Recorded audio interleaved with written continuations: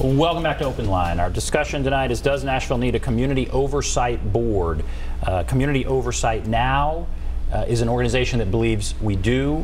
That organization has just submitted to the Election Commission a large number of signatures, hoping to get this issue on the November ballot. They believe they have submitted enough registered voters to get this issue on the November ballot. So we're talking about, what is a community oversight board? Is it needed? Of course, this discussion happens on the same day the district attorney released the video that showed Daniel Hambrick running from police as he was shot. The FOP released a statement saying that that was a justified action. Of course, others have others' opinions, and the district attorney is still investigating. So we have a bunch of calls. So let's go back to the phones here. Let's go to Jay. Hello, Jay.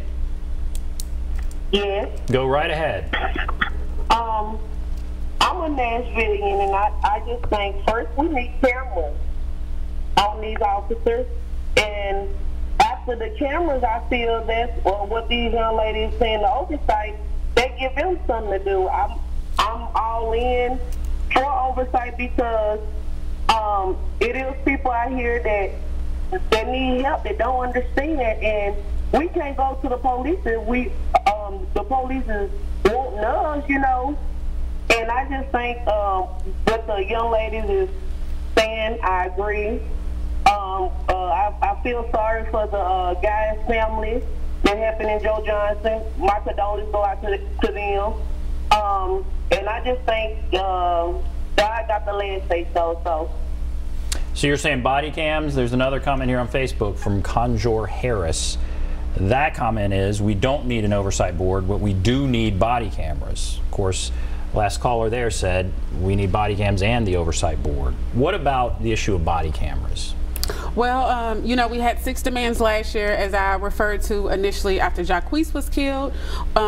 The oversight board and the community oversight board and body cameras were on that. The money was, you know, put into the budget for body cameras, and it has been a very slow process to get those implemented. But the issue with body cameras is there needs to be someone that's able to actually hold the officers accountable with the body cameras as well, because that hasn't been an issue. You know, you can turn your body cameras off. We've seen that going on around the nation. Or the dash cam didn't work, you know, or, you know, the footage and the storage and all those other issues that come along with body cameras, you know. And the former mayor put together a task force for the body cameras, and, you know, nothing was ever, you know, really put in place for it, and it's disappointing because as you saw from the footage, they had to use MDHA cameras and school property cameras to even figure out what was going on in this situation, and it's unacceptable since it was in the budget. This board they are proposing should have been established in the court system a long time ago, is what Aaron Bay says. What do you think about that? We gave Metro Council an opportunity to forward this legislation. We were told at the first reading that there would be a public hearing, and that never happened, so we can't disagree. All right, let's go to Rick. Hello, Rick. Yes. Go right ahead. What's on your mind? Well, first, whether it's justified or not, I definitely hate that the young man died, but I'm afraid what we're going to wind up doing with these boards and tying these police officers' hands, there's going to be a split second that they have to make decisions on life or death on themselves, and I'm afraid we're going to wind up backing our policemen into the corner to where they're not going to make a split-second decision like they should, and we're going to wind up losing policemen. And there's always some people that aren't going to be happy, right or wrong, and you're not going to be able to, if it is a right decision, make them believe it. I've wondered if there's some way that certain communities could just police themselves and not let these policemen go in there and let them see what's really going to happen then. Because we're having trouble getting Metro police officers now that are qualified, and then you throw all this other stuff in there that they're holding against the policemen. I'm afraid you need to think about this before you try to get these committees together to hang these policemen who are honestly trying to do a good job. The idea that this could cause police officers to think a second longer than they should, and they may die in an encounter. People are saying that on Facebook to some extent. What about that comment? either of you can take that. Okay, great. Well, as I stated earlier, community oversight boards have been part of this nation for about 30 years now. So we do have evidence to whether or not there's any evidence to that claim, and simply there's just not. On the other hand, there are studies about police shootings that say that if the best way to prevent an unintentional or an unjustified shooting is actually to take an extra second.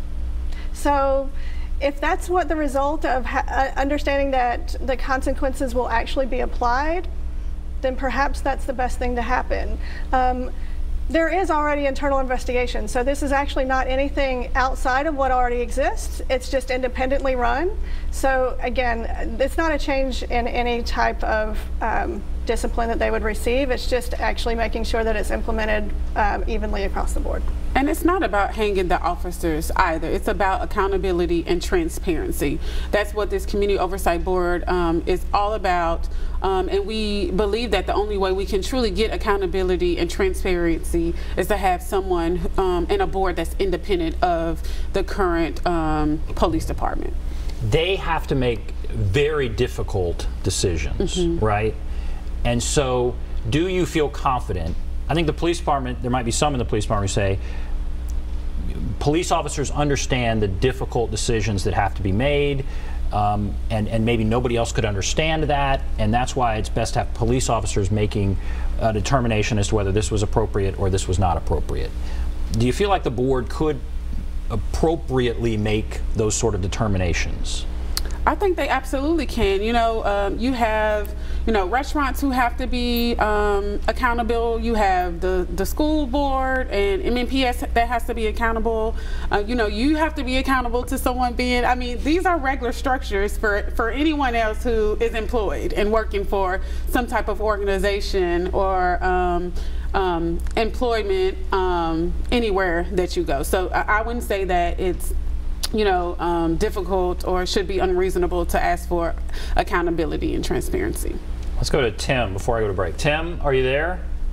Yeah, I'm here, Ben. How are you doing? Great. Go right ahead. What's on your mind? Well, let me explain my past. I have been a former homicide detective for Metro Police Department, investigated police shootings. Now I'm a private investigator who works for the defense. I've worked for defendants who have been charged with serious felonies. I think the biggest thing that we're missing here is, when I was growing up, my parents taught me to do what I was told to do by a police officer. You cannot win on the street. If the officer does something wrong, then we'll go back tomorrow and take care of it. This young man, Mr. Hambrick, put himself in the position of getting out of that car with a gun in his hand. He had every opportunity in the world to set the gun down and not get out of the car. He could have still run. He wouldn't have gotten shot if he didn't have a gun in his hand. I'm not putting myself in the mind of the officer that was there. Never met him, don't know him. But we're missing the point that we're not raising our children anymore to do what's right in this world. Citizens Review Board, I'll volunteer to be on it. I've been on both sides of the fence. I investigated them as a police officer, and I investigate them now as a private investigator for the defendants. I don't think that we need it. I'll tell you that in my career that spanned 32 years at the police department, not once did I ever question the ability of the investigators that were working the case or their dedication to get it right. Tim, thank you. Thank you for that perspective. I appreciate that. All right, we have to take a break. There are a bunch of calls. We're going to take a break. We'll be back right after this.